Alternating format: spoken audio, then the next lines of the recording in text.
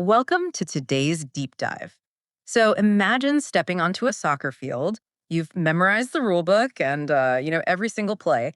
But the moment the ball is passed to you, your legs just literally refuse to move. Yeah, it's a completely paralyzing feeling. It really is. And that paralyzing disconnect is exactly what happens in your brain when you try to speak a new language. It is a brutal reality check for sure. And today we are looking at some really fascinating excerpts from a Her Vox Studio lesson, which is all about navigating those common English learning hurdles. Right. But our mission here today goes beyond just the language itself. We really want to unpack the practical and psychological barriers learners face and figure out the simple mindset shift needed to actually overcome them. Because that freeze is just infuriating. I mean, we've all been there where you can, fluently translate incoming words when someone speaks to you. But when you open your mouth to reply, you hit a total mental brick wall. Oh, absolutely. Finding words and speaking fluently are usually the very first hurdles. It's this frustrating paradox where you completely understand English when you hear it, but you just get stuck or pause constantly when trying to actually speak it. Yeah, like your brain starts buffering like a terrible Wi Fi connection. But I have to ask, why is there such a massive gap between our listening comprehension and our speaking ability?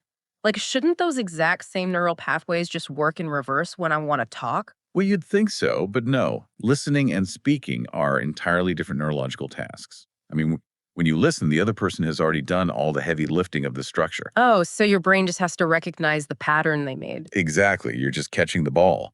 But when you speak, you are building the house from scratch. You have to retrieve the vocabulary, assemble the grammar, and then physically articulate those unfamiliar sounds all at the exact same time. Yeah. It's a massive cognitive load. That sounds exhausting. So what do? Do you just like power through, Mm. force out complex vocabulary to prove you know it? Actually, it's the exact opposite.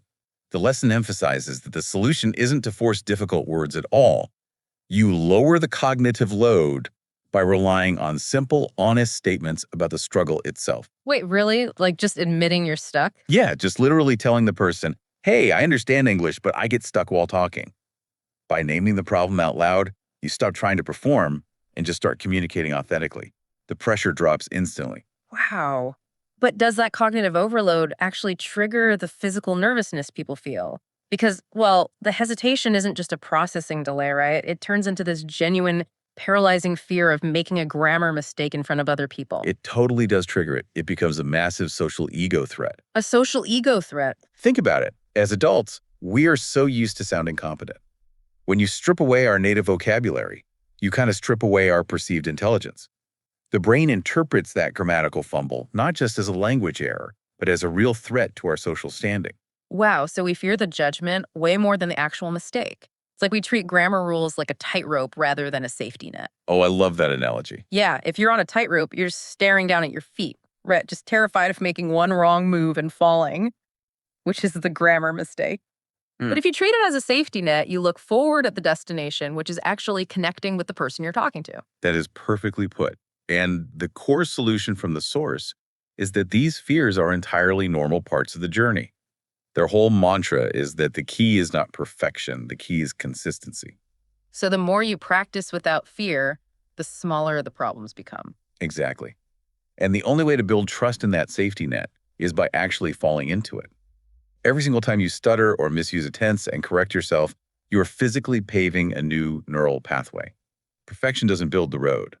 The messy struggle is what actually wires the brain for fluency. So, if you are listening to this right now, maybe you have been putting off writing that messy first draft of code or avoiding speaking up in a language class because you want to sound smart. This deep dive is your permission to fumble the ball today. Your biggest weakness today only becomes your strength tomorrow if you actually show up and do it badly first. For sure. Consistency always beats perfection. Which leaves me wondering about something. If true fluency requires the courage to speak openly and make messy mistakes, is our modern world's obsession with perfect digital communication actually hurting us? Oh, like autocorrect and AI-generated email. Exactly. Yeah. Are those things making us more afraid to just speak naturally? It might be time to put down the rule book and finally step out onto the field.